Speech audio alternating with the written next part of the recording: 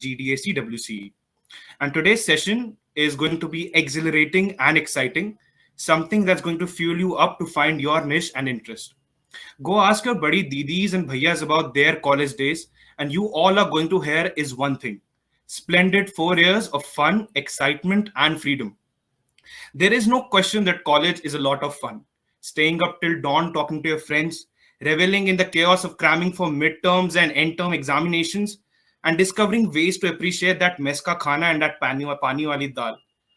Isn't it amusing? Well, it's more than just amusement.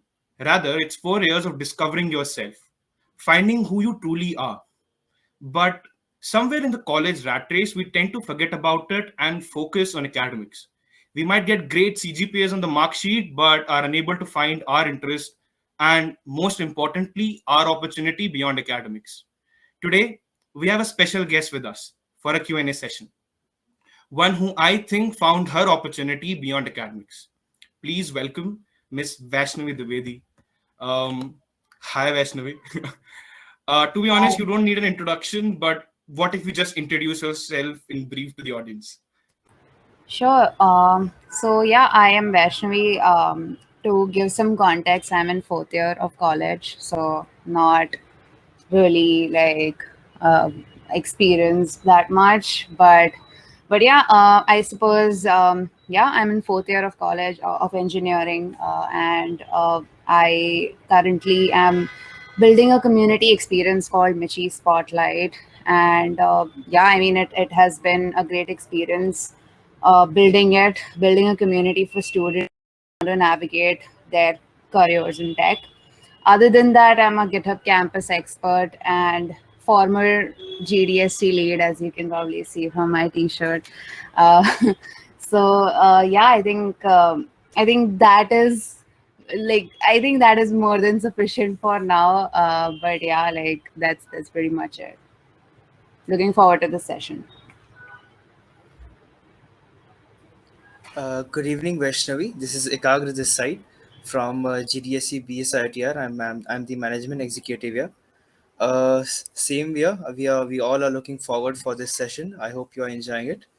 My question to you is like you chose development and technology as your opportunity beyond academia. So, what inspired to pursue it? I wouldn't say that development and technology is totally outside academia for me because I am pursuing computer science. So, yes, like a lot of the stuff is being taught in college. Although I did not learn anything from my college lectures. I think most of us can relate to that, right? I mean, you don't learn things from college, that require a lot of technical expertise, I would say, especially when it comes to programming and development and all of those things. Even if you go to IITs or BITS or the tier one colleges as we know it, even those colleges, they don't provide education as, like it's not something that is like very unique to them, because I mean they are studying the same subjects as us.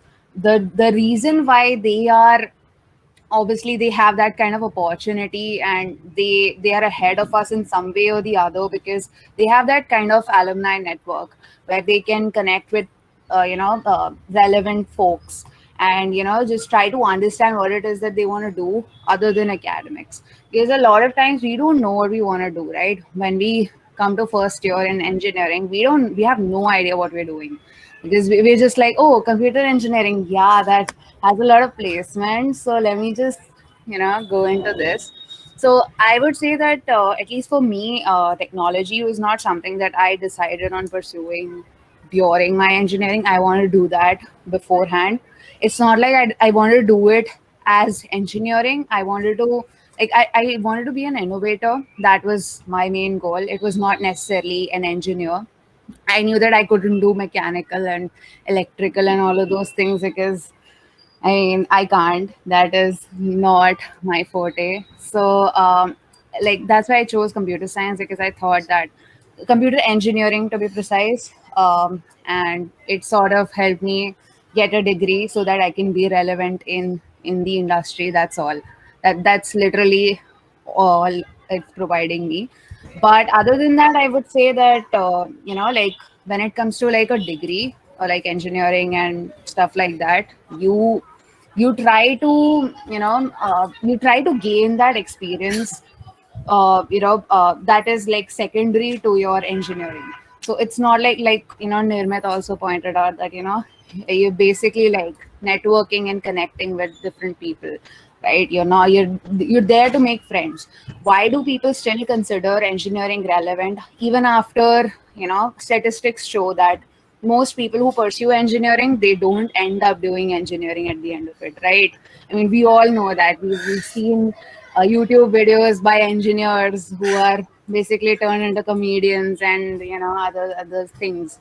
So the reason why it's still relevant and people still consider it as a good option is because, and the reason I'm talking about engineering is because I'm assuming that we are all engineers here. And more than that, I think it is like one of the most popular degrees being pursued in India at this point. So I would say that engineering is like engineering offers way more than a degree. So like every experience that surrounds it, maybe like you met someone who might be a co-founder in the future, or you learned a new skill from someone else. It's not necessarily about learning things from teachers are just there to give you assignments and take your vivas and make your life hell basically. Not, I'm just kidding, obviously they help as well at certain points. I mean, I'm not going to generalize teaching as a bad thing in India. I would say there are good teachers as well, but other than that, I feel that it's a whole package, right? You have to focus on things that are also important outside of your education, because if you don't do that, you won't be relevant in today's society and in today's industry. The reason for that is, like, now I am in fourth year, right? So I know that how people are doing now. I know how they're like turning up now after like 4 years of doing stuff.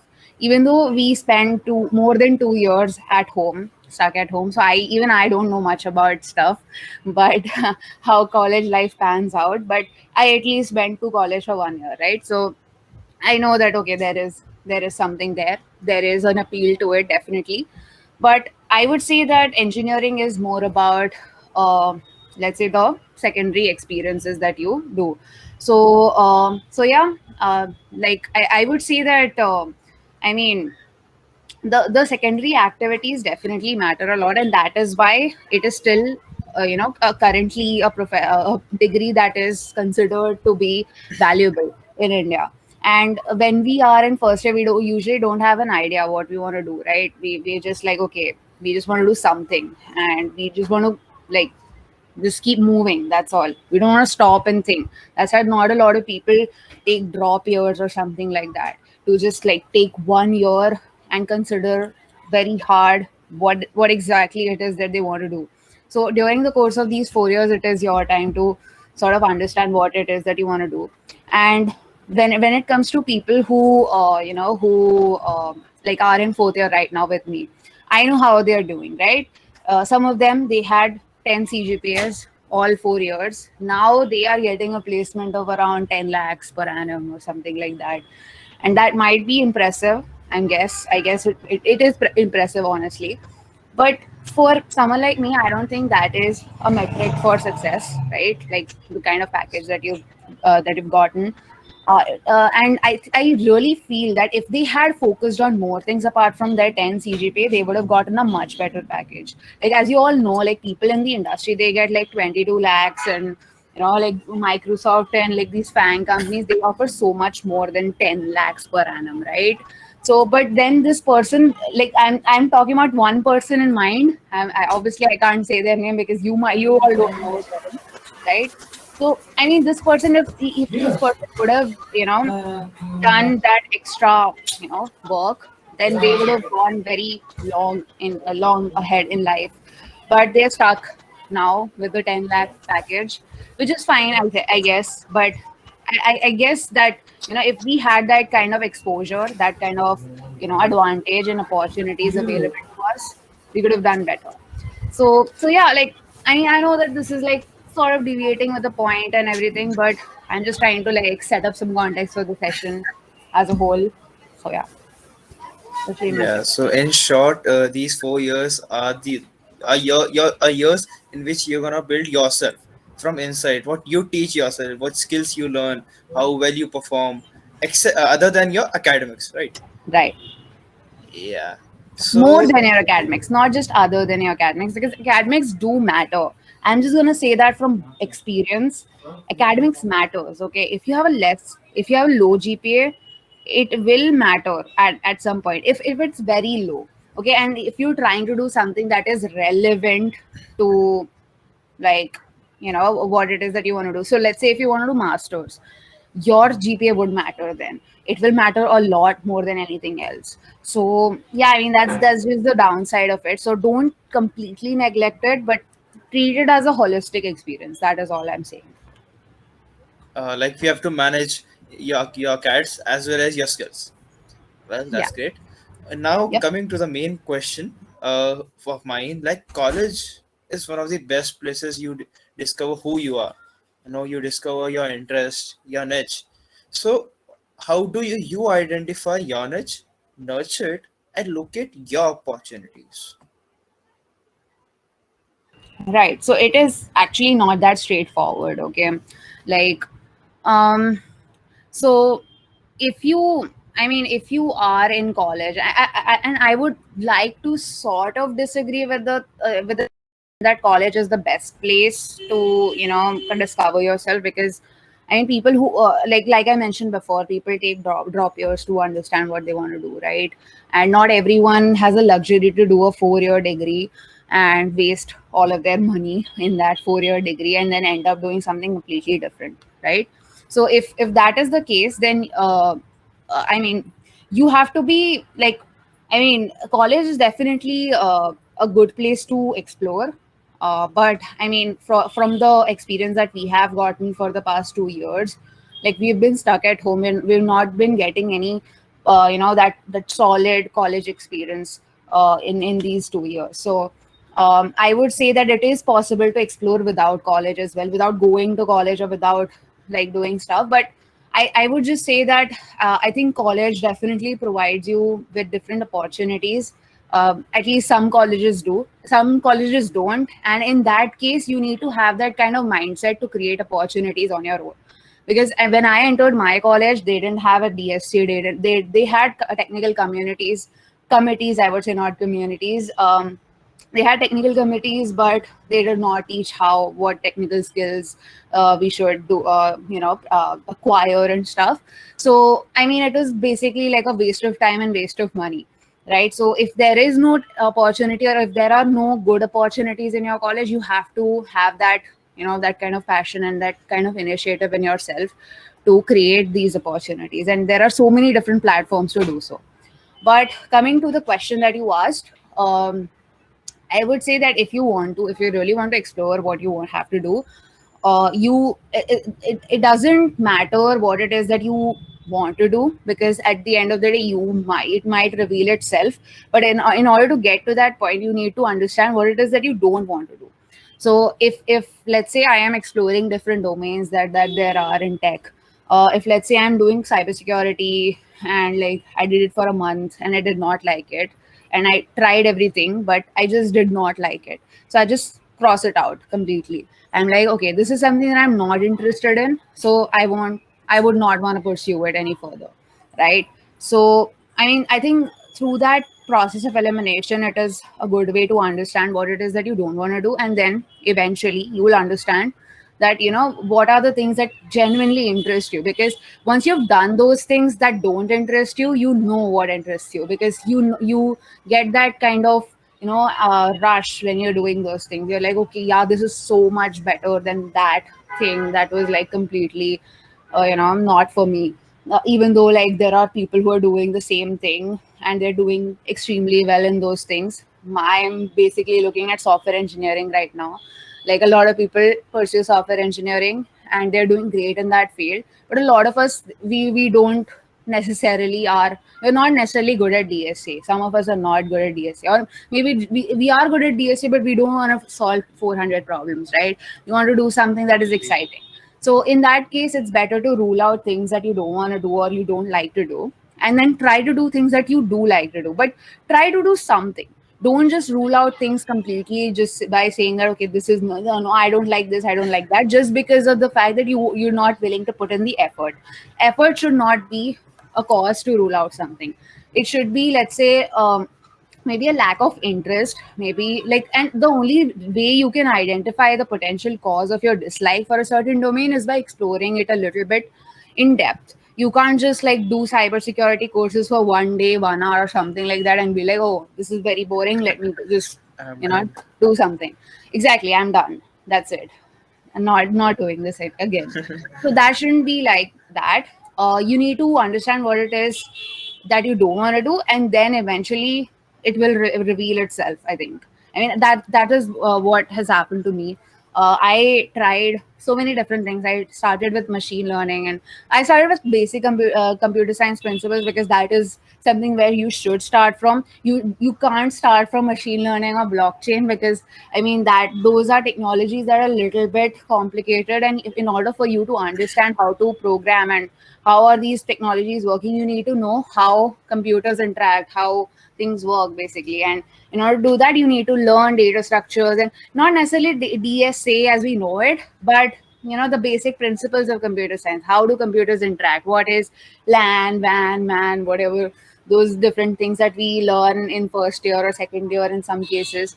So yeah, I would say that those basic concepts are very important, especially if you want to be like a software engineer, or any kind of engineer in that for that matter. And then eventually you choose a field that is a little bit more secondary, maybe like web development, a little bit more complicated like blockchain. So that's how you like progress through things, and you don't just jump onto things that that are like hyping up. So I mean, you need to just be mindful of those things. So yeah. Yeah. Thank you so much, Vaishnavi, for your answer. Of course, yeah. Uh, Hi Vaishnavi, I'm Chetna Patil and I'm from GDSC. And as you told, trying out different things in first year like DS algorithms and all. So my next question is almost based on it. So whenever I entered first year, so most of the time there's confusion between two things, whether one should focus on competitive programming or development. And it's quite more confusing when people say if you want good placements, then just go for CP. So, in spite of all this confusion, how did you manage to follow your interest, that is development? I can say for sure that I did not do any competitive programming. I did participate in a few competitions in college. I participated once in a coding competition that that I was doing just for you know like just for proving people that I know how to code basically, because a lot of people were like, if you know how to code, just do this thing and do that thing. And in order to prove those people, I was like, okay, let me try this. So I did that, and it was fun. Like, it was very fun doing competitive programming. If Yeah. you like programming, if you like solving problems, it is fun. Okay, and if you, as long as you're doing it for fun and to just bombard your brain with problems and like try to understand how to come up with a solution, trying to build that problem solving mindset, if that is the reason you're doing competitive programming, then that's fine. If you're doing it for placements, not the best approach, because see, competitive programming, I would not, I mean, it is a very simple way to explain, like there's a very simple way to explain this. In competitive programming, you have to try out the fastest approach to do something, because there's a time constraint, there's a lot of different components, right? And whereas in an interview, there is a time constraint, but you need to understand what is the best approach to do this particular thing. Even though in competitive programming also, you will have to understand what's the most efficient, less time and resources consuming technique to do something. But honestly, I feel that competitive programming is good if you want to like increase your speed in solving problems and have fun with it basically. Whereas like I feel that it's not entirely, I would say, wise to invest your entire time and energy into something like that, because it's not, I mean, sure, it is exciting for some people, but at least for me, I would say I would not want to just solve problems all day. I would like to apply that problem solving skills onto some particular place, right? I would like to build some projects, or do something with those skills that is meaningful in some way. So at least in my case, I would definitely want that. I would want to have a balance between the two, but I would not pursue competitive programming like as a thing on its own, because I think that there are platforms like LeetCode and all where you can where you can practice problems for placements, because that is the platform you go to practice problems for placements, right? So as long as you practice there, and as long as you maybe communicate with people in the community, try to understand, try to learn about the best approach to solve problems, because a lot of people, what they do is they open a problem on LeetCode, they look at the solution, they try to imitate it, and stuff like that, and they're just fooling themselves basically. So if you genuinely want to practice, try to come up with one, because obviously, like, solving a problem, there's no one way to solve a problem. It's just like maths. Even in maths, there's no one way to solve a particular problem. There are so many different ways to do it. So same goes for programming as well. If you can find multiple ways to solve a certain problem, you are good to go for placement. If you know how to walk someone through what it is that you're trying to do, you are good for placements. You don't need to dedicate time and resources into doing competitive programming that requires a lot of effort. So and I there's an additional point I would like to add here, is that the landscape is changing now, because there are a lot of people who are talking about what kind of applications does DSA have in the actual software engineering job. Because I mean, DSA as well as like competitive programming, like, because those two are pretty similar in that sense. But I would say that a lot of people are also focusing on the kind of projects that you're building, the kind of open source contributions that you're doing. So if you don't have those things, then you're probably in trouble, because like there's a lot of competition in this field. You want to stay ahead of the curve, right? So if you as long as you build projects, and as long as you focus on like and you focus on a holistic way of developing your skills, then that's fine. There's no linear way of becoming a software engineer. You can't just do one thing and then expect everything to be all right. So, or become expect to become a very good software engineer, or even like in any other in any other domain. Also, if you want to excel, you can't just be like, okay, if I just do this, I'll be able to crack my placement. I'll be able to get placed at Microsoft or some big company, or Fang or Manga or whatnot. I don't know. So yeah, that's pretty much what my stance is. Obviously, like, there might be people who would have a different opinion on this, but honestly, at the end of the day, it depends on you. What are your priorities? What it is that you want to do, and based on that, based on opinions of different people, try to weigh in your choices. Try to understand what it is that you want to do, and then proceed. That's pretty much what my uh, 2 cents are on this. So yeah. Okay. Hello, Resh. I'm Divang. So we have met 2 weeks ago on the resume session. Yes. Yeah. So there was this questions that juniors keep asking. Like they also want to start with development, but then there are two approaches that they go ahead, right? With Udemy, like people just tend to follow that one course till they end, and then just think अब मैं नया project बनाएगा खुद का. And then there's another people who just take up one project and then decide to make that. Yeah. So, as someone who has been a developer for a long time, what would be your response to that? Like, what would you suggest for the people who are looking to start with development and start a project? What approach should you prefer? See, for me, when I started development, I also thought that Udemy is the best resource. I was like, wow, there's so many courses on Udemy for MongoDB and React and whatnot. This is like a gold mine. I can learn so much from this. But honestly, when I got done with like one of the courses, I was like, okay, let me try to build something on my own now. And then I was like, okay, I guess I can't build stuff on my own, because I mean, this course did not cultivate my like my brain, it didn't sort of it sort of inhibited the way I think, because it helped me to build my project, right? So let's just assume a person, a certain person who's doing a Udemy course. What they usually do is they go through some of the videos, they try to follow along with the tutorial.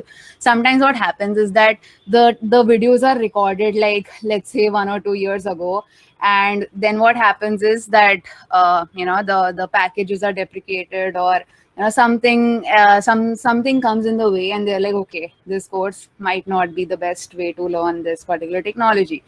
And that is usually the case. So what I usually recommend is follow the official documentation, or follow the official documentation, the tutorials mentioned in the official documentation. So that is the best way to learn something. But let's say if you're not someone who can read documentation at first, because you're a beginner, you're like, okay, you're too overwhelmed by documentations, then Udemy courses are, sure, they can help. You can also follow along, build projects and stuff. But if you put those tutorial projects on your resume and then expect the hiring manager to think that, oh, this person knows so much of React and web development, let me just hire them, that won't happen. Because at least for me, when I see a resume, and if I see that there is like because I've done all the courses, so I know what are the tutorial projects that are there in these courses. So if I see that there's a tutorial project, like a hamburger app kind of thing from that one of the Udemy courses by Maximilian Schwarzmüller, when I see that, I'm like, okay, this is auto reject. Because if you're putting a tutorial based project on your resume, that means that you've not done, you're not experienced in this using this technology, and hence you're not suitable to proceed with this role or whatever it is that you're applying for. So I think the best way to approach this is do the tutorial, do whatever it is that you want to do to learn. Okay. And then start a fresh project. Before starting the fresh project, before doing create React app or create Flutter app or whatever it is that you're creating here, before doing that, try to come up with an idea, a very simple idea. Maybe you can search on the web what it is that you want to build. Try to add certain elements of your own to it. If it's something that is too trite or too common, let's say if you're trying to build a tic-tac-toe in React, that is like a very, very common project, right? So if you are building something like that, maybe you can make it theme based, something like a dinosaur theme, or some other element you can attach to it. Or you can you can be like, you can mix and match two games together or two projects together. Let's say if you're building this tic-tac-toe game, you can do it in Klingon, the language Klingon that is used in the Big Bang Theory and other nerd shows. So if that is if you do that, then also it might be helpful, because you're adding certain elements of your own, and then describe it in the way you updated that project, or you added your own elements to that project, because that is very, very important. If you just putting a hamburger app in front of me and you're expecting me to believe that you know how to use React, I won't believe you, because you just followed along a tutorial. You did not use your brain to code, right? You did not use any of this. You just you just saw what this other person is doing, and you try to do the same thing. So try to explain me what you did differently, and then I'll be like, okay, this person knows something. And try to learn how to read documentations, because if you know how to do that, then you're very good to go. You're born developer, because documentations really help you navigate through features and through different kinds of things that are there.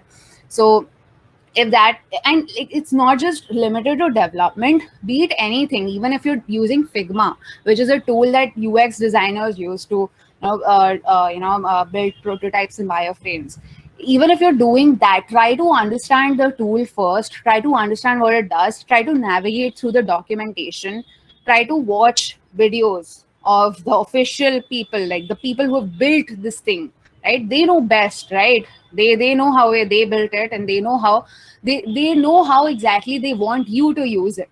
So just keep those things in mind and then proceed. And I would say, like you said, that there are two approaches. There's one more approach, that is open source contributions. So you can definitely go ahead, do that as well. And for open source contribution, you don't need to know how to code. You can do no code contributions. You can do design contributions. You can just say that, okay, this looks bad. Please correct it. That is also open source contribution. So yeah, I mean, just try to get involved in the community, try to connect with different people, and you learn with them and from them, and possibly even, in some ways help them solve their own problems. So that is way better than just, sitting in a corner of a room and just doing Udemy courses back to back and binging on them. And some people just like tick, tick, tick, tick certificate. Something like that also happens. So don't do that. Certificates do not matter, because if I look at a certificate, I'm like, okay, sure, you've done this certificate, but how do I know that you've actually done it?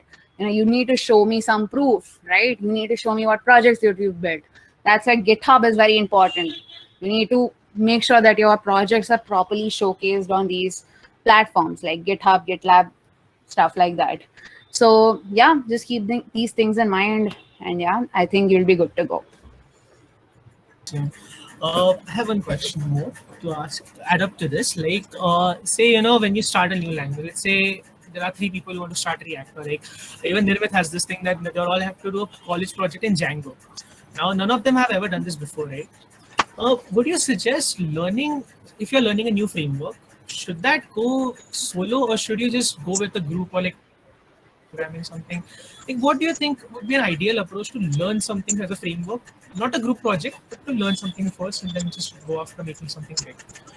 Would you suggest going directly after the group, or would you suggest like, just take 2 friends, or yeah, I'll just go more on my way? Right. So when it comes to group projects, I know exactly what you're talking about, because when I've participated in hackathons, there's always this conflict of interest that, oh, I know Node.js, you know Django, okay, what should we do now? So then what we do is that we settle with Node.js, because usually the other person bails out and I'm like, okay, I need to do everything now. Oh God. But see, like when it comes to learning frameworks, I think the first thing you need to do is understand and be aware and be very, very honest with yourself whether you know the basics. Okay. If you're learning React, be very honest with yourself whether you know HTML, CSS, or JavaScript. Because a lot of people, they think, oh, I've done HTML, CSS. I mean, that is so easy, right? And JavaScript, oh, that is like piece of cake, right? And what are these Twitter people fussing about? Like, why are they like talking about it nonstop and bitching about it so much? Pardon my language. But I would just say that, like, if you are going forward with the framework, if you want to learn Django, if you don't know Python, how would you learn Django? How would you learn Flask, right? If you don't know the very base, and I'm not saying just the basics, right? I'm not just saying that you need to know how to create a constructor and a class and like main.py hello world and stuff like that. You're not, I mean, that you need to know stuff that is way more advanced than that. You need to know every concept, not every concept, but like most of the concepts of Python. You need, if someone tells you that, oh, Devang just code me this Twitter bot or something, you should be able to at least know how to approach it. Even if you're Googling it, you need to know what the code is doing. You need to understand what the Python code is doing. So if you know that, then you can look at, okay, which framework it is that I want to learn.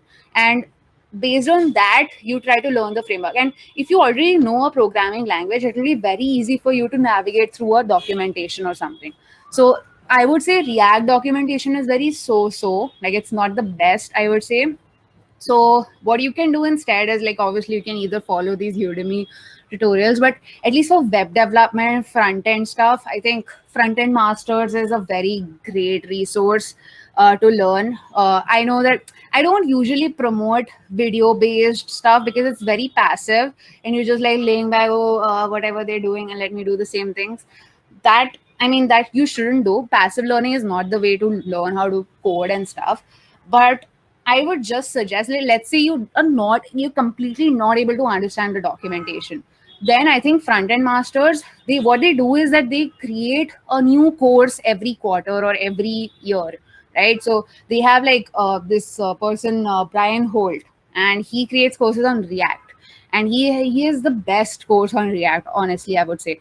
just from the beginning till the end. If you know JavaScript and HTML and CSS, you will understand every word that he's saying. You'll know what are hooks, what are class-based components, what are each and every one of those things. And you won't go ahead with half knowledge like these Udemy courses, because Udemy courses, they don't teach half of the stuff. They're just touching and brushing up on the basics, like, oh, this is hooks, this is that. Now go and learn on your own. It's basically that. Okay. So, and yes, Frontend Masters is free with GitHub Student Developer Pack. Just plugging that in, since I'm a GitHub Campus expert, you can just go to GitHub Education's website, and you can just enter your school issued email ID. If you don't have one, you can apply with your ID card or your other receipts that prove that you're a student. And then for the next 1 or 2 years, you will get free access to the GitHub Campus Experts, GitHub Student Developer Pack. Yeah, I mean, it's a great pack. You'll get a lot of different things. It also has a premium Canva subscription for 12 months and a lot of different stuff, very exciting stuff. So if you're interested, you can check that out as well. But Frontend Master is definitely a great resource. Other than that, just learn. I would say just start with the project, try to build stuff. Okay, when you have this vision, okay, I want to make cards on this, like I want to show some cards on the screen that go like this when I hover them or something, right? So when you do that, then you search for it, and then you try to learn about the different ways you can do that stuff. So once you've copy pasted all the code, because I know you won't try to understand it, you'll just try to copy paste everything. When you've copy pasted everything, you've just stapled together everything, try to understand what you're trying to do. And then you should be able to, let's say, first of all, write it cleanly in a very modular format, because I think writing code is very important. It's a skill of its own, because if you want to get hired, like these people, they won't just look at what your projects are. They will go to your GitHub profile, they'll see what your commits are, how often you're committing, what kind of commit messages you're writing, because those things are also very important to software engineers, and they're very picky about it, basically.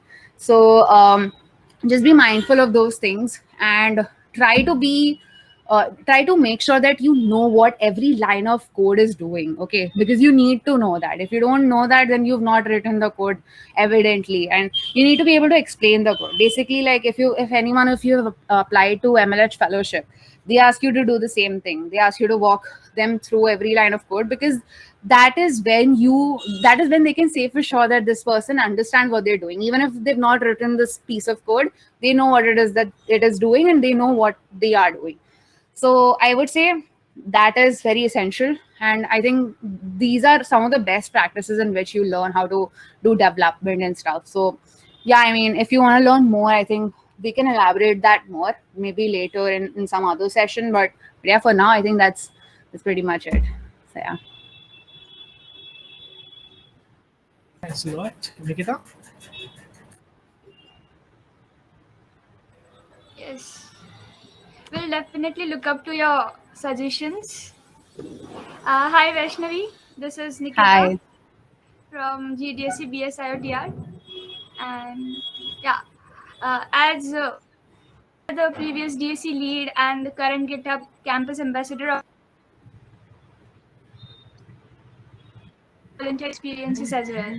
So your question, what about college societies, and how do you view them as a contributing factor to a person's personality and holistic development?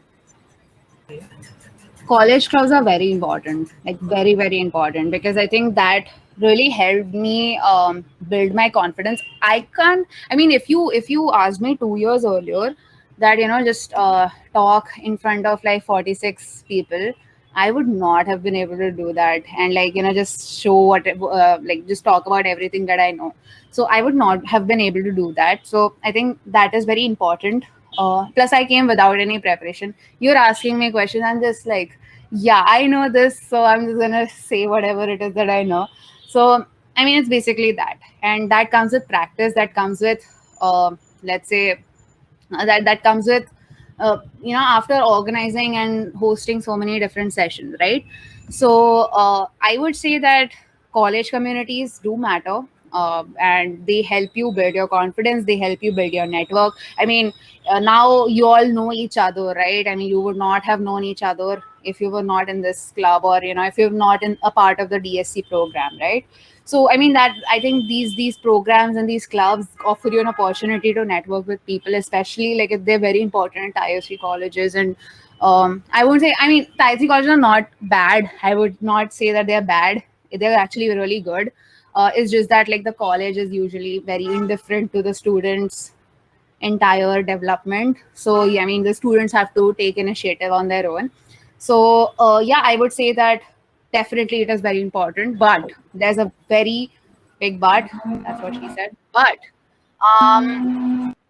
there so basically the thing is that what happens at some times is that you outgrow these clubs, okay? Because that happened to me. I was like, okay, I was DSC lead, I was even a part of some of my college communities, but some of the times if that environment gets too toxic for you, because the thing is, you need to always remember this, that you are an average of the 5 people that you interact with the most, right? So you need to make sure that you choose your team and everyone that you surround yourself with very properly and with proper consideration, because you might at some point start imitating them, okay? And you like the behavioral changes will happen inadvertently. You won't even know that you're doing those things. You don't even know. I might start doing this after interacting with Devang a lot. So so yeah, I mean, that is definitely a possibility.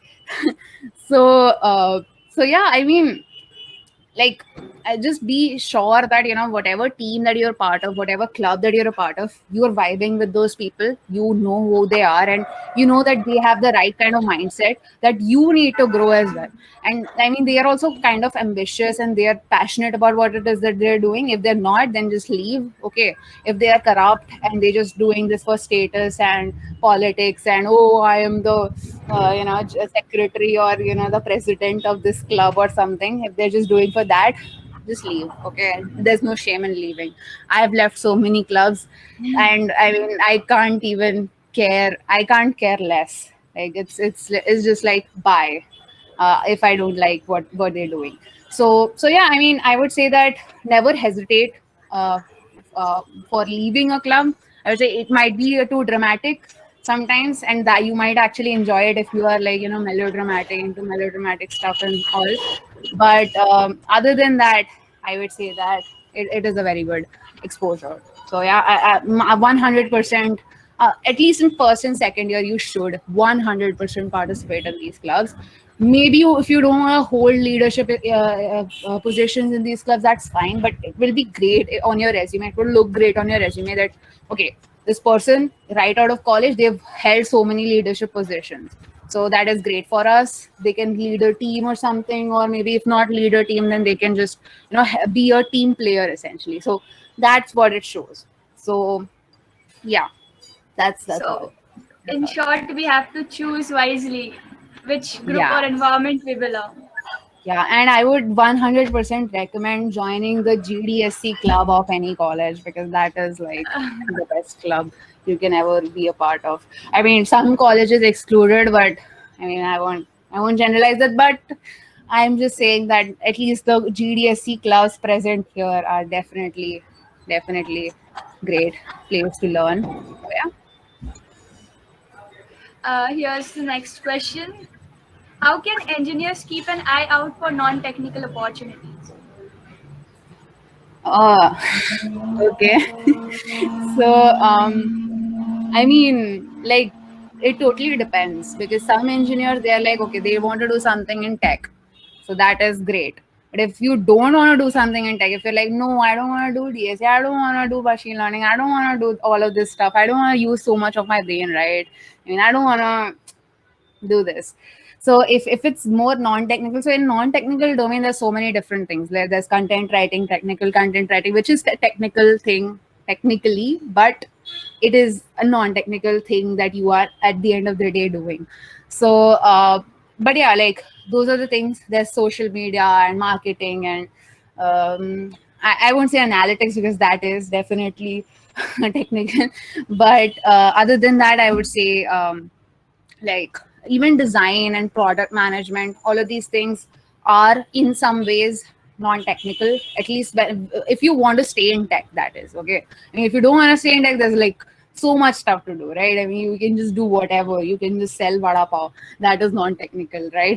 So it's up to you. So yeah, I mean, totally depends. But if you want to stay in tech, you have to be in touch with the tech stuff, right? If you want to stay in tech, even if you want to do non-technical stuff, you need to know what is happening, right? You need to know that today blockchain is like the hype. 2 years back, it was machine learning, and then artificial intelligence and stuff. And then before that, it was like, AR, VR, and augmented reality, virtual reality, and whatnot. So throughout 4 years, I've seen so much fluctuation in tech. So as a non-technical person also, you need to know what to do, because if you want to market, or if you want to like do design and stuff, like right now for designers, the market is so rich, because I mean, NFT markets have opened up a lot of opportunities for designers. They can design stuff and they can monetize their art and stuff. So I would say that stay in touch with tech if you want to stay in tech, and if you want more money, that is also a factor. If you don't want money, then sure, you can go do whatever you want. But yeah, like don't hold me to that. I mean, I'm not promising you money. If you stay in tech, you definitely get money. That's not the case. But at least if you are putting in the effort, if you're trying your best, if you're exploring, if you're connecting with people, you definitely find an opportunity that is, that is worth it, and that is highly paid, and you'll enjoy it basically. So yeah. Okay, I have one question. Whenever I Yeah. see your LinkedIn profile, it appears to me that you're one of the most busiest persons out there. And you're constantly helping the student community. You're even working for startups and all. You're even doing internships. I mean, how do you manage your work, your internships, your college, and do you even get time for your hobbies? Like, So I mean, I would say I don't really manage my time sometimes. Like sometimes I just, just let it be. I'm like, okay, I don't want to do stuff today. I'm gonna chill today. I'm just gonna watch Netflix. That's all. But yeah, like I would say that when you're doing something that you genuinely like, you don't care. Honestly, you don't care how much time it's gonna take. But there's a big but. That's what she said again. Um, the big but here is that you need to understand that you might burn out a lot. Okay, you might burn out at some point. You might, it might have implications on your health, and it might also overwhelm you at times. It overwhelms me because I know that. Uh, okay, there's some ringtone, but yeah. Uh, in any case, what I'm trying to say here is that sometimes we say yes to everything because we are like, oh, opportunity, yes, yes, yes. Because we rarely see opportunities, right? It's like ek bar bhagwan ne diya, it's like chappad, khol ke diya. I don't know what it, Yeah. chappad faad ke diya, exactly. So, so I don't know what that saying is essentially, but I totally butchered it. But what I'm trying to say here is that once you start getting opportunities, you get a lot of them. Because once I became GDSE lead, that opened a lot of doors for me. And that, like, I mean, I did a lot of internships before as well. I used to work on development projects. I used to do freelance stuff. But even after that, I got a lot of new opportunities at a better, funded startups, or maybe, like at places where I'm truly passionate about what they're doing. And honestly, like you said, that when you look at my LinkedIn profile, you're like, okay, I'm busy, and I am busy. Like, I do a lot of things, and I think half of the things that I do are not even on my LinkedIn, because of academics and other stuff that I don't want people to know about, right? So so like those things are also not there. But when it comes to hobbies and all, I think my best, like my favorite hobby, and I think this is a hobby that everyone should have, is sleeping. So and at least like developers, because they need to know how to sleep and when to sleep, right? A lot of people, they code for 24 hours and more, and they're just like, oh, I slept at 4 a.m. yesterday. So I mean, that is like, I'm so cool, man. But that is not true. Like, the thing is that if you are staying up late And if you're sleeping at 6 a.m. in the morning and then sleeping till 12 p.m. or maybe even later than that, you're just putting a damper on your health. So if you're trying to be a developer, you're trying to be an innovator, and you are very essential to the world. You need to take care of yourself. So I think sleeping is a very crucial thing that you need to do. Other than that, obviously watch Netflix because it has great shows and stuff. If you can get like free friend who can like lend their Netflix credentials to you, do watch some. But don't, I mean, the thing is that if you want to manage your time properly, you need to know how to do things in moderation, right? That is the basic formula here. You don't do development for 10-15 hours at once. That is not moderation. That is the opposite of moderation. Again, that the same goes for Netflix and all. You don't sleep for 10-15 hours at once. You don't watch Netflix for 10 hours or the whole day, right? You try to allocate and you try to compartmentalize. On some days you want to delete Netflix because some things are very that you need to prioritize. If your exams are nearby, you need to focus on that. If your placements are nearby, you need to focus on that. So yeah, I mean, Brooklyn Nine-Nine is on Netflix. That is correct. I mean, now it's over. I've seen everything, so there's nothing more to see there. But it's a great show if you want to watch. I'm probably shall watch it again. But but yeah, I would say that focus on yourself as well and focus on stuff.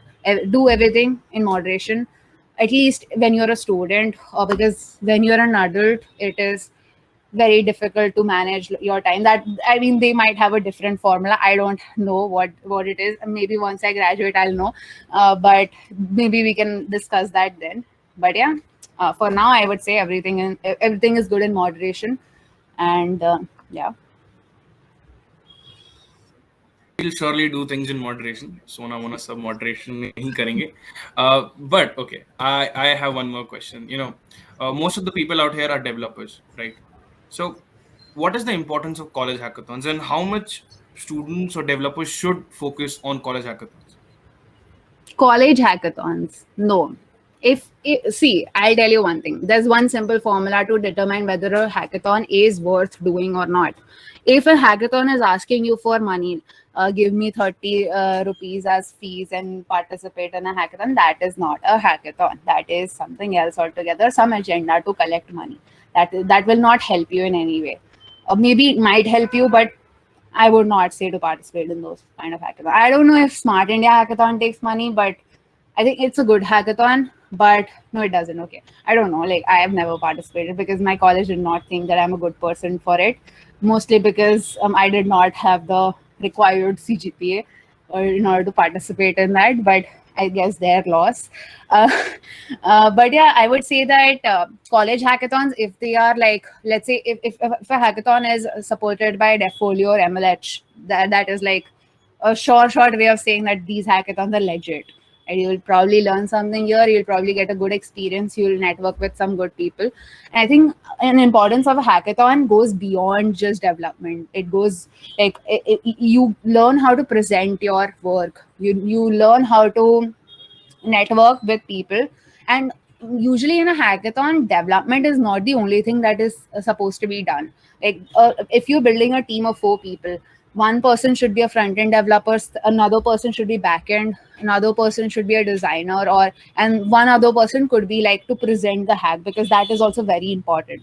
Maybe that person might not be the most useful during the duration of the hackathon, but they can definitely do a lot of research. They can help you with a lot of different things, right? So when you are participating in a hackathon, focus on these things, and it is like as long as you do that, you'll be good to go. And other than that, I would say that if, let's say, you are participating in a hackathon and you have to do everything on your own, I would say you won't learn a lot from that work. But I mean, if you feel that okay, this hackathon it has a lot of great prizes and I want to learn and I want to win and stuff, so you can definitely go ahead, hack solo. You'll learn a lot, but you'll waste a lot of energy and time as well. But you, at the end of the day, if you have something presentable, you have something that is usable, if not useful is different. Useful can be like, game is not useful, right, in any way, but it should be usable, right? A person should be able to navigate through it. A person should be able to perform the action that it is intended for. So as long as your project has that, your hackathon experience is successful, I would say, at least. And if the bonus points to you, brownie points to you, if you have like good UI and everything, and a good market strategy, that okay, I am gonna market it this way or that way. Or maybe if you've done a user survey before the hackathon, that will also help you a lot. Maybe you can convert this project into a startup. That'll be great. So yeah, I think yeah, that's a great way to approach hackathons.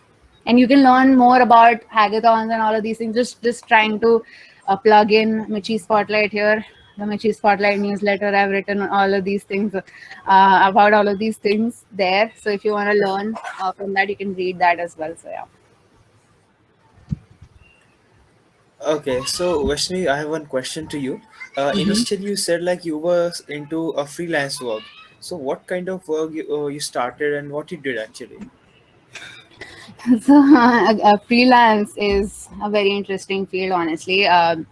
Like today, we have a lot of great platforms like Fiverr and Upwork and stuff like that, where there is like a very strong thing, a strong contract between the contractor and the client and everything. So I would say that like if you are on these great platforms and if you know how to showcase your work, then you can be a freelancer for sure. But if you're a beginner, I won't recommend you to start with freelancing, because unless you are in a dire need for money, let's say you want to buy a PS5 or something, and you really need the money because your parents are not giving you the thing that you need most. So if that is the case, then you can definitely like go for freelancing, and maybe you might land into a lot of trouble if you're not good at the thing that that you're supposed to do. Because I mean, freelance projects are very like, you have to deliver in time. There's not much support. You won't be able to like, okay, can you explain me how to do this? They will be like, no, figure it out yourself, go away, don't disturb me. So you will have to do everything on your own. So I would recommend start with internships if you can get some. So if you get an internship, you will be able to interact with people. If you're building something, you'll be like, okay, is this the best approach to build it? Is that, should I use that technology to build this? Or, what kind of system architecture should I do? Because I mean, a lot of people neglect system design and architecture while they're building web development or development based projects. They're like, yeah, MongoDB, Monstack, yeah. But other than that, there's nothing exists basically. So that shouldn't be there. And some people are like, oh, backend, oh, I know how to build APIs. That's all backend is, right? So I mean, some people exist. Some of those people also exist. So just don't be those kind of people. Freelancing requires a little bit of highly advanced knowledge, an ability to make your own decisions based on like make your own product decisions. So I would suggest that if that is the case, then go for freelancing. Money, and if you have specialized knowledge, go for freelancing. But other than that, internships are very good. So Yeah, hi Vaishnavi. I'm Siddhi Agane from Hi. GDSC WC. So sorry, I'm not able to on my cam. I have some issue over here. So. That's fine. That's all Yeah. right. So as you said, like about internships. So I had a question on that. So many students we get confused. Like, yeah, is this the right time for the internship, or where should I start my preparation for internship, and where should I look for them? So what would you tell about it? Like, when are we good to start for an internship, or where to start looking for it? That's a very good question, honestly. Like, this is something that I have encountered. Like, this question I've encountered it many times. And when it comes to internship preparations, you have to see. You need to specialize a bit. So, if let's say you want to do an internship as a mobile application developer, so you need to learn something based on that. You need to learn Flutter. You need to learn Android or something. I mean, just maybe one or two frameworks that will help you achieve what it is that the internship is going to be about. Don't try to do 2 to 3 things simultaneously. Don't think that, okay, I can do web development, I can do mobile app development as well, both together, and I'll earn a lot of money. That should not be the case.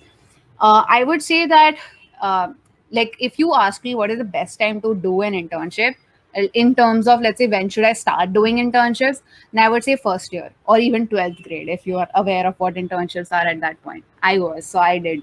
So my suggestion is that do anything that you can get your hands on in first year at least, because I think any kind of internship will teach you something. Okay, even if an internship is like completely like it was a very bad internship and you did not get paid and your manager was rude, you at least know what a bad internship is, right? Because if you get a very good internship right at the beginning and then later along your life you get a bad boss, then you won't know how to deal with them, right? You'll be like, oh, how am I supposed to deal with this person, right? And you might not be as successful as you might want to be. Just be like, oh no, I don't want to work with this person, like, I'm just going, bye bye.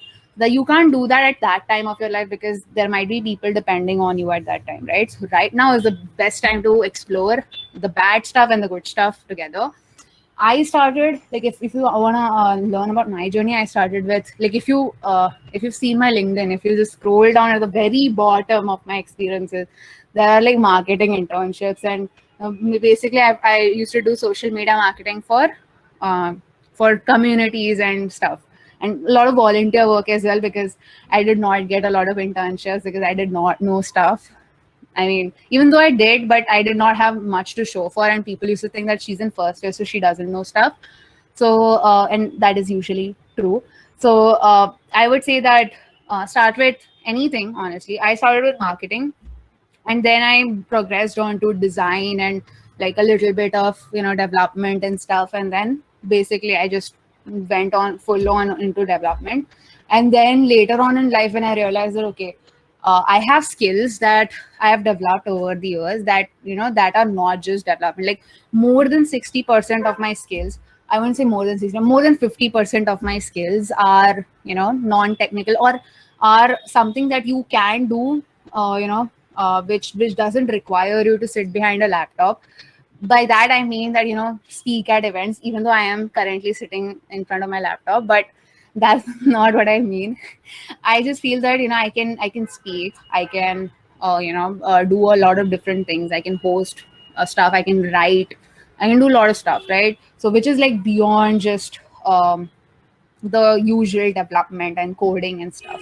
So I thought that, maybe development is not the best place for me, because to completely utilize all of my skills, right? So I thought that maybe something like product management or design and, like these kind of things, or community management is something that is more suited for me, because that my development experience definitely helps there, and I'm good at other stuff as well, so it definitely suits my entire personality. So I feel that if you start to explore and do a lot of things, so I'll tell you this. I mean, if you go to my LinkedIn, you've probably seen that I've done software engineering internships, I've done product management, I've done machine learning also, machine learning internship also. So, and developer advocacy is something that I recently jumped onto. So I think that by doing internships and by doing all of these things, you build up your profile. Once you get that first opportunity, from there you can start building up. My first big opportunity was Bottle, where I started working as a software developer, and after that I got so many different opportunities from other startups and other places. So once I was done with that phase, I was able to, like, do other things as well. I was able to build a good personal brand, where I think I might have said this several times, that I usually don't apply to an internship, or I don't apply for, okay, please take me or something like that.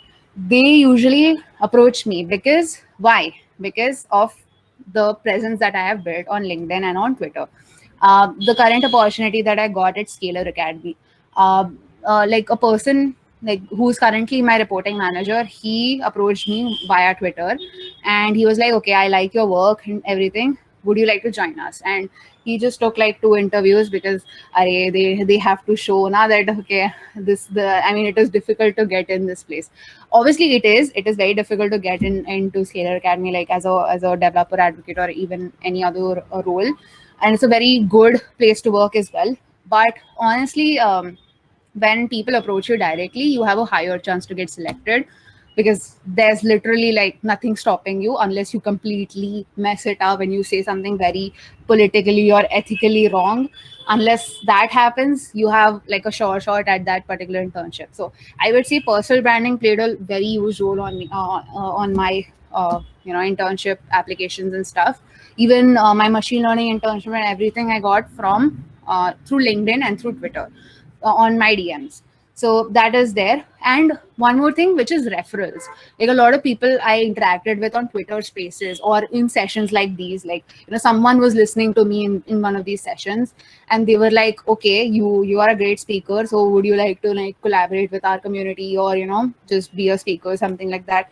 Or so those kind of things also opened up doors for me. Like Anuja was attending my resume session, and even Devang was attending that session.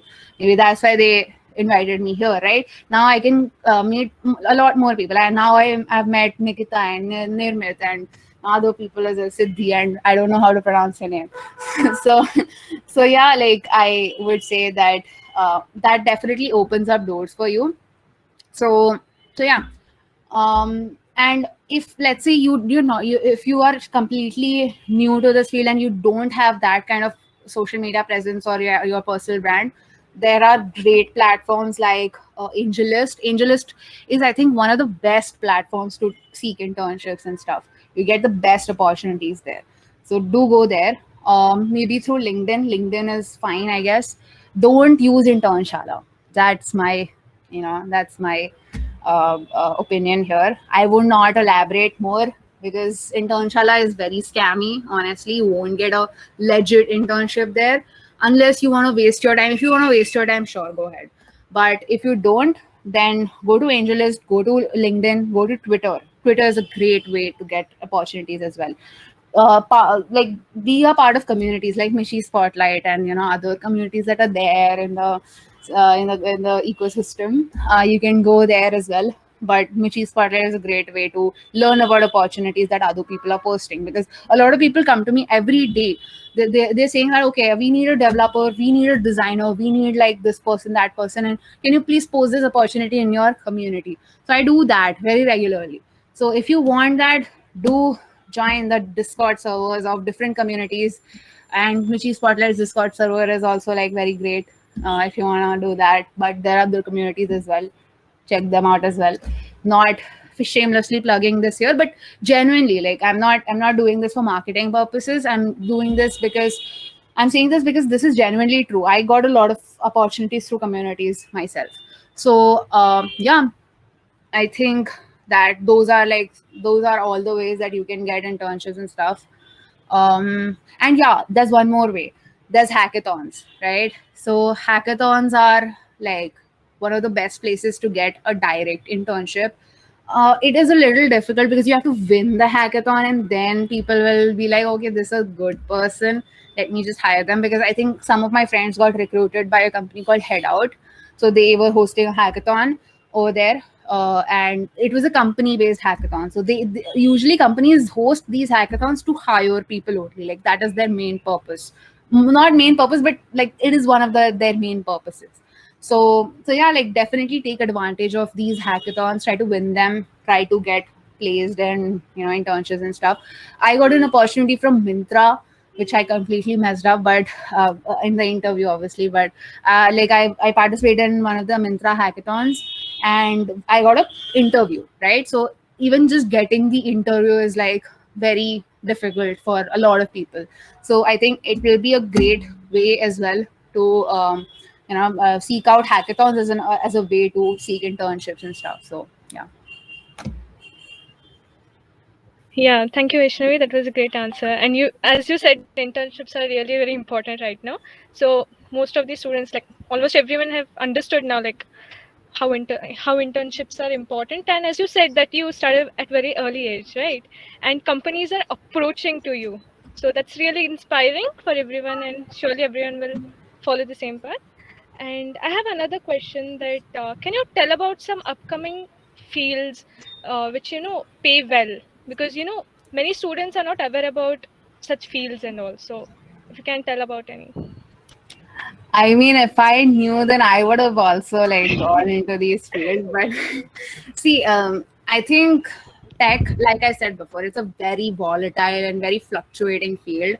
Yesterday, machine learning engineers are being paid the most. Today, blockchain developers are being paid the most, because see, the whole thing is about supply and demand, right? So if there are a lot of people in certain domain, the demand is a little lesser, obviously, because there are so many people to fill in the positions, and maybe they might cut down on the cost, right? That might be a case. And honestly, even if a lot of people don't uh, uh, believe me on this, but the fact is that even though there are so many developers in the ecosystem, but there are not many good software engineers in the ecosystem, at least in the Indian ecosystem right now. There are so many people who are very like who are just faking it, basically. Like I mean, this is more of a like a no, not but like a more of a gossip kind of story. But I would just say that, like, one of the companies, they were hiring through the online coding challenge rounds and stuff, and there was apparently a Telegram group filled with 32,000 people or something, I don't know, some number. And like one of the people were apparently like trying to imitate me by impersonating me to get answers out of people. And it was very like dumb, honestly. Why would I ever and that too on Telegram? Why would someone ever like put a display picture on Telegram? Because everyone's trying to hide themselves on Telegram, right? And everyone's like doing piracy over there.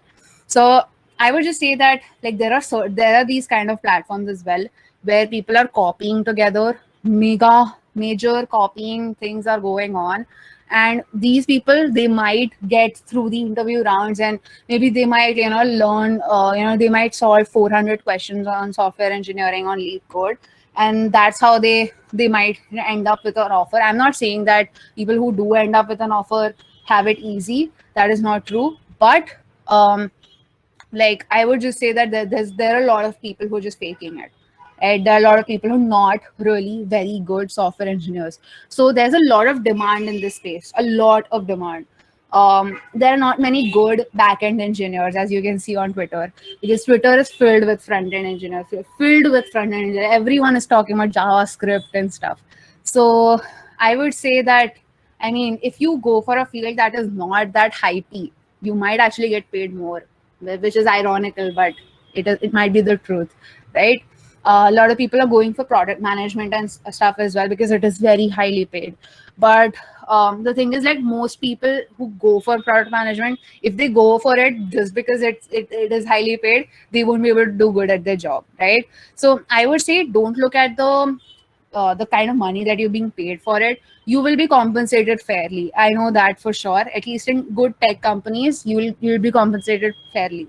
So as long as you choose something that you are truly passionate about, you can definitely find a job or something. Despite all the competition and stuff, despite all the noise, you will be able to find an opportunity that is good for you, and good for you to support your family, if that is like your priority, or maybe something else good to support your fashion pursuits, that you want to buy designer stuff or something like that, uses of money, other uses of money.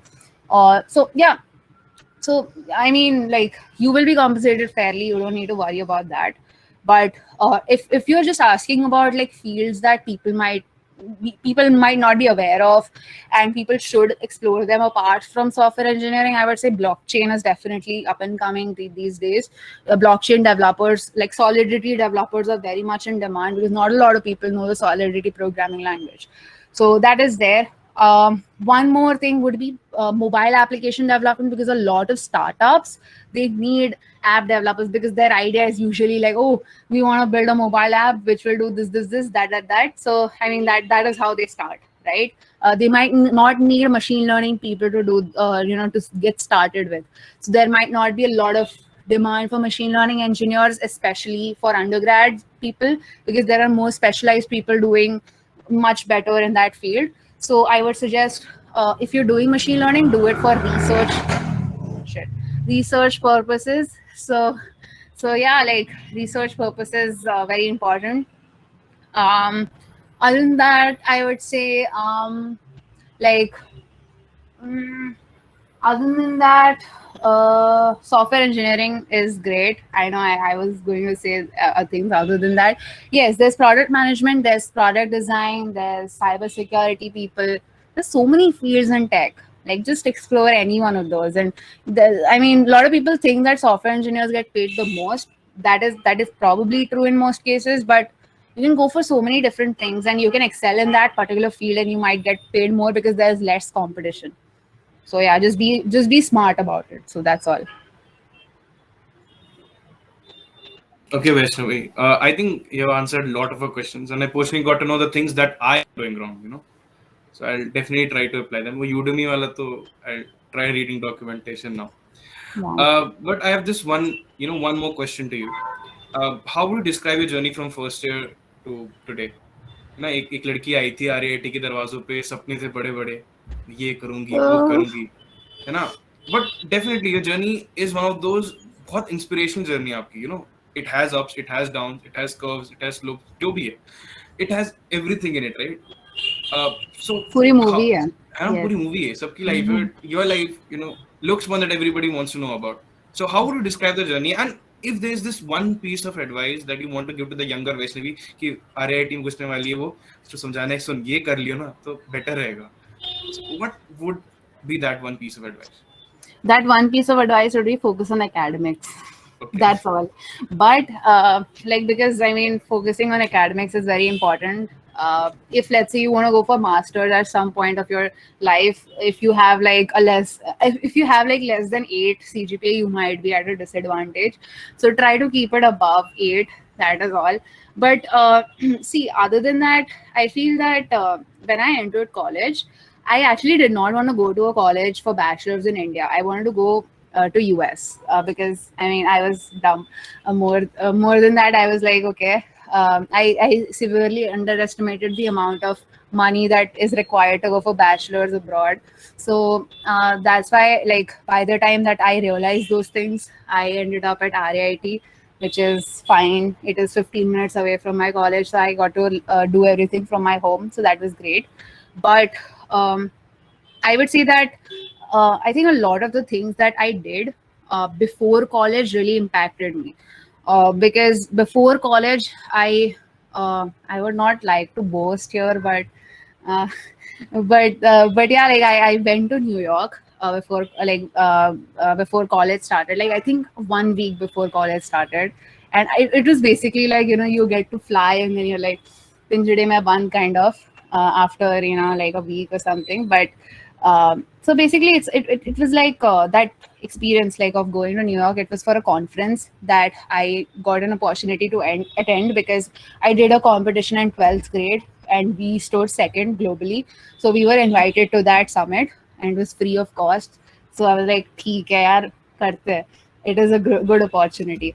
So I think that is one of the things that I did wrong. Like that is one of the things because of which I did a lot of things wrong in the beginning. Because in the beginning, I was very depressed. I was like, yaar, I don't deserve to be here.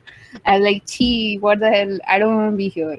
So, that was my entire first semester. And I like totally messed up my academics also on that.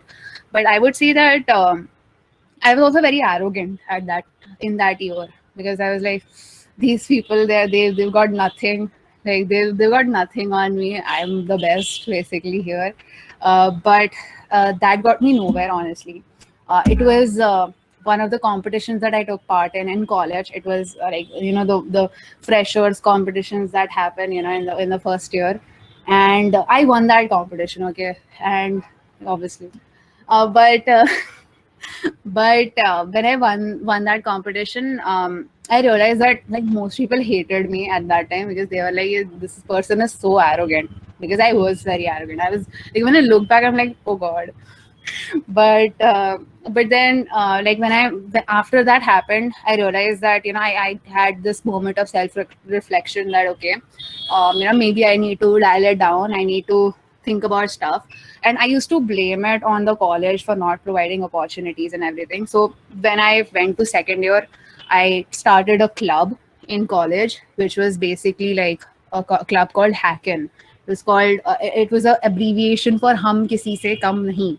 So it was It was like the reason I was hacking, because it's like hacking and stuff. So we used to learn GitHub together. There was not a big vision to that club. We were like 41 people, and out of that 5 people showed up in the in-person meeting. So we all used to like Google and how to push code on GitHub, Google, and we used to learn through that. So I think that was one of my first experiences as a leader, trying to provide an opportunity to people. So I was like, okay, if I am so much better than people, if I feel that I'm so much better than people, then why am I not helping them, right? So I took it that way. And then eventually I started learning on my own as well. And I think a lot of it came from this altruistic sort of perspective that I had, that I wanted to help other people as well in the process of learning myself. If I am good, then I want to make people around me good as well. My whole perspective of this was that, okay, if I am in a bad situation, how do I make it better? Right? How do I do my part and make this situation, make the best out of the situation? If I would have gone to BITS or IITs, I would not have become developer student club lead, or I would not have applied for GitHub Campus Expert. I would have not taken so much efforts to do better than my peers, and to help my peers basically, because I would have been like, yeah, I am in an IIT, so I don't care really. I don't have to work out, right out of college. I'll get placements. I just need to do DSA. That's all, right? I mean, nothing else I need to do. So yeah, like I think being in a disadvantaged situation really helped me, because I tried to look at the upside of it, because I got to learn a lot. Even though my dad used to say, "Yaar, tum to andho mein kana raja type ho gayi ho," but that is not true now. That is not true today, because there are people who are doing much better than me. And people who have gotten selected in Google Summer of Code and Google Summer of Docs, Season of Docs, and stuff like that. So and I have never been in those programs, so probably they might have done something better than me, right? So or maybe they might have worked harder than me. So, and I helped these people. So I feel that, okay, even though it is their achievement, they worked hard for it, but I sometimes feel that, okay, this is like this is the result of something that I did, right? This is something like this has I mean, whatever I did, there was a pincher of impact on that person's life, because that person would not have known about the opportunity if I had not set up the club, right? So I mean, it might seem a little bit narcissistic, but I mean, I would say that it really helped me see the whole point of building communities and helping other people, and then eventually also building myself in the process. So when I like graduated from the GDSC program, I thought that I want to continue this kind of community work, and I want to help other people even now, even though I don't have the resources or something. So I applied for GitHub Campus Experts. I started Michi Spotlight. I started the newsletter just to do something, right? Just to do my part. So now, like, I mean, I think I do it better than anything else that I do. So I feel that that's why I continue doing it even now. Now I'm building communities for companies and other, like people hired me to do it now. So yeah, I mean, that is essentially how the journey has been till now. I completely neglected academics. That was a very bad thing that I did. That should not be that should not be something that you should do. I would definitely recommend having a balance between academics and all this stuff. But yeah, like in order to achieve something, you have to sacrifice something else, but don't sacrifice your academics. So that's all. Other than that, I would say there's nothing more that I did. I built my LinkedIn quite early on. When I go and see in the settings when I started my LinkedIn profile, it was in 2016, which was when I was in 10th or 11th or something. So in 10th, because it was February 2016. So I learned the best thing that worked for me was having that kind of curiosity to explore more and more stuff. I used to look for conferences, look for opportunities that I can leverage and that will set me apart from my peers. I used to Google opportunities for students, 12th grade and high school or college first year students. So, I mean, not much results from that, but I think the one thing that really helped me was connecting with a lot of different people who referred me these opportunities, who referred me to programs and jobs and internships. So, yeah, like, I mean, I think I would say end of rant, but yeah, like that's all I did. And I think that really helped me. That those were some very highlight kind of things that helped me throughout the journey. So yeah. For those answers. I think now we'll shift to the chat box so that we can take up the questions from the audience. Well, there's one from Shripad. How well established is Flutter in Android development industry as compared to Java or Kotlin? I don't know. See, I don't know because like it depends on the company. Like it's not established or anything because Flutter is not used by big corporations or mid-sized corporations. Flutter is used usually by startups. Okay, so if you want to work at a startup, Flutter is the best bet. If you want to work at mid-sized companies or funded startups, you need to learn how to use React Native, which is another cross-platform framework that that can be that can use to be used to develop Android and iOS applications. Other than that, Java and all, I think if you would look at LinkedIn as an application, it is built in Java because I know because I gave their interview, and like they specified this that they have built everything in Java.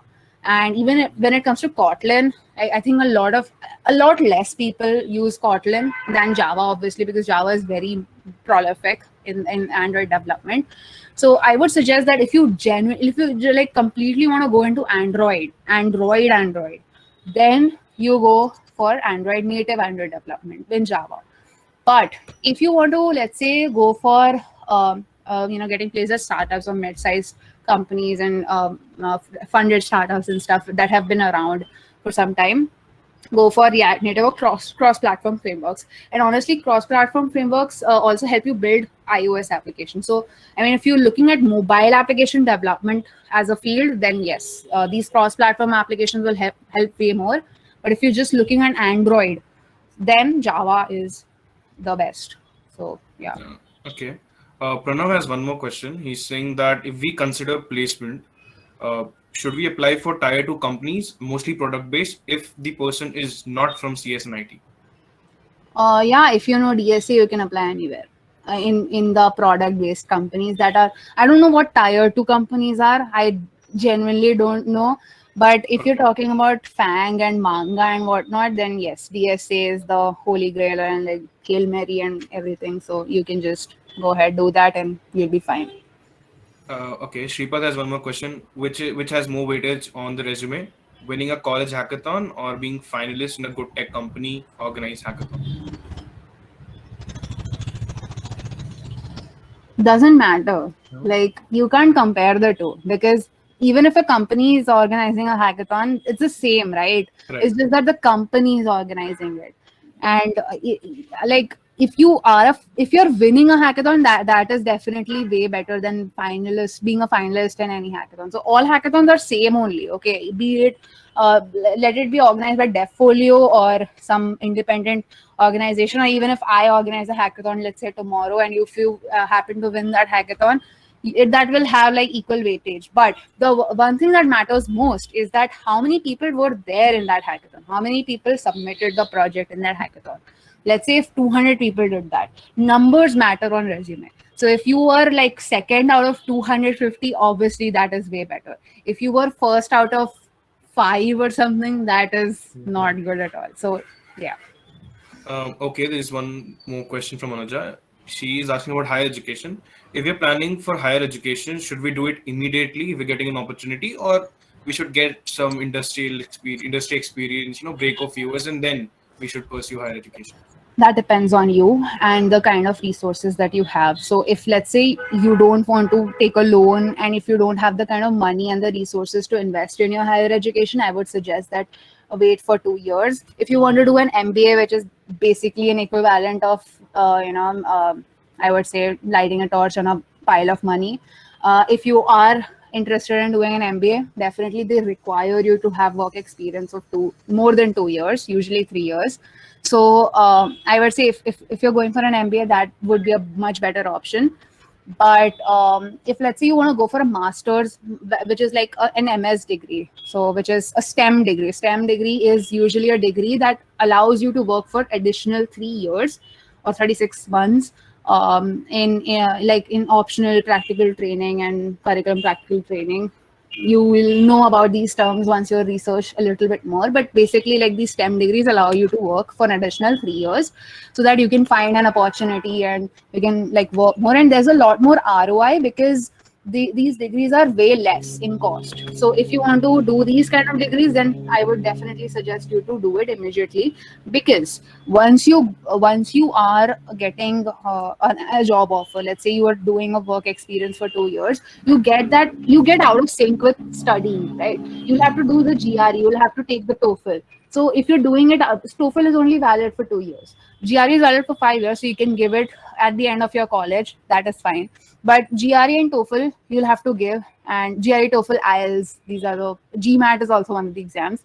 So if you are out of touch from studying, it will be very difficult for you to like sit down and study and just focus on one thing, because with the job it will be very difficult to give these standardized tests. So I would suggest that if you want to go for masters, like STEM degrees, do it immediately, just after the college. And if you don't have the resources, let's say if you don't have money to go ahead, then I would suggest 2 years, stay in India, get a very good offer, earn a lot of money, and then go. Yeah. Rao, are you here? Balatra is a UI UX executive of DSC, and he has some questions regarding community building. Sure. Hello, ma'am. Hi, don't call me ma'am, but yeah, I'm in college, so just a year away, maybe. I just want to ask, like, how to build a community, not just community, but an active one, which will be helpful. So this is something that we were taught during GitHub Campus Experts, that if you are building a community, you need to know what the vision of the community is. For me, for Michi Spotlight, the community's vision is to make sure that the students who are in tech in first, second, third, fourth year, whichever year, even if they're 50 years old and they are just very confused to navigate their career path, they can come here, they can talk to the community, they can seek advice, they can seek the required resources, they can talk to experts, mentors and stuff, and they'll be able to like navigate their path through in the tech ecosystem using the resources that we are providing them, right? So that is our vision, and we do everything that is relevant to our vision. And that is like the people who join our community are essentially the people who either relate to our struggle, which is the relate to our vision, or who want to support us in bringing this vision to life, right? So these are the two types of people that you want on board in your community. If you want to learn more about community building, and so there's this book written by John O'Bacon. It's called People Powered. So John O'Bacon is the person who who made all of these GDSC programs and GitHub Campus Experts programs in these big companies. Okay, so like this person, like he has a lot of insights in community building. So you can learn through his one. I think he has one video as well, a 40-minute video on community building. So he highlights what are the different kinds of people that you need in your community to make it active. Because as a community organizer, you might have a team. They might not be available every single hour of the day to interact with community members. So there should be some, communication between the community members itself. So if let's say someone asks me a question on Michi Spotlight, there should be other people who can answer those questions. There should be other people who can write content for the newsletter, or who want to just talk about stuff. Because as a single person, I might not have that kind of like, even though I do have a broad experience, but I might not have the best experience in, let's say, a certain domain. So there should be experts and champions in certain communities who can support your cause and who can help you achieve your goals. So yeah, like, I mean, that is the essence of community building essentially, and you can check that book out if you want. And yeah, like, and if you really are interested in building communities, there's this career opportunity as well, like a career role, like it's called developer advocacy or developer relations. And these are the people who are in charge of building communities and making sure that these communities prosper, and like usually around a development product, or maybe like an API or something like that. So, or maybe anything, it could be a course or something, anything for that matter. So just look into these things and you'll learn a lot. I'm just giving you some material to Google search, and you'll be able to understand it much better when you research it a little better. And I would say that if you really want to do community building, what I did was that I used to observe a lot of community builders and a lot of communities doing their stuff. And I used to note down things that they were doing wrong or they were doing right, so that, you know, when I build my own community, I can like sort of find a way around these things and maybe do them better or something like that. Taking inspiration and collaborating with other communities is also very important, because let's say you right now your community only has like 200 people, and some other community has like 10,000 people. So you'd want that, okay, out of those 10,000 people, the people who relate with your vision, they can also like maybe learn about what your community is doing, so you can collaborate with other communities. That is the basic essence of community building. So I hope that you got something out of that. That's was cool. Okay. Yeah, I have a question actually. So now that it's for the very first time that I'm handling a club and never had the leadership experience before. So I wanted to ask what different things can we do in our clubs, like in DSC, so that it would be beneficial for members of the club and for the students as well. Like, what can you suggest? Like, what more events should Can we you do? repeat the question? Like, in DSC, I mean, I didn't hear it, so that's all. Like, just repeat it. You don't have to rephrase it or anything. yeah, I wanted to ask in DSC what more things we can do so that it will be beneficial for members as well as other students. Like, this is for the very first time we are leading clubs, so we just want to make most out of it. Right. So, see, the thing is that the best way to lead a community is that, you know, all you can do from your end is provide the right resources, provide the right kind of workshops. But I think when it comes to workshops and all, that is not the only thing that you can do for your community. I used to think that, like, especially before starting my DSC club, I used to think that, okay, workshops and all, they definitely help, right? But after a point, I understood this, that you can't just do workshops, you can't just do 20 workshops in a year and then expect the community members to learn a lot of stuff. You need to have sessions where you can put them to practice, right? You can do pair programming sessions. You can obviously, like, you can bring in an expert speaker first, and then you can like ask them to talk about a certain topic. Let's say they teach React, right? But that, your responsibility does not end once the workshop ends. You have to take it forward. You have to organize sessions where people can pitch in project ideas and then start building them. And then maybe in some ways they can learn about GitHub and open source and other things that are associated with that certain thing.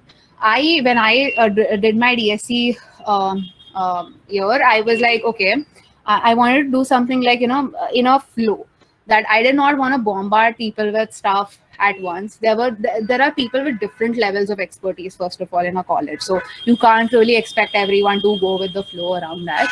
So you can, I mean, I would recommend you to start with a kind of session that is like relevant to everyone, maybe something like this, which everyone can sort of relate to and learn from. And then basically specialize into areas. So if you have like some, I mean, a lot of DSCs, they do like, they make domain heads and stuff so that they can take in charge, take ownership of those sessions. So do that and delegate your task. I think that is very important. As a leader, you need to make sure that everyone is doing something on your team, because I did that very badly. I used to do everything on my own, right from creating posters to posting it on social media, and then, you know, taking the session itself. I used to do everything. So that was, I mean, that may have helped me in some way, but I mean, I did those things because I knew how to do it. But let's say, I mean, that just made me a bad leader. And then I realized that, and then I started working on it. So yeah, I would suggest that if you want to be a good leader, you have to be a team player. You need to make sure that everyone in your team is learning something out of the experience. So yeah, that's there.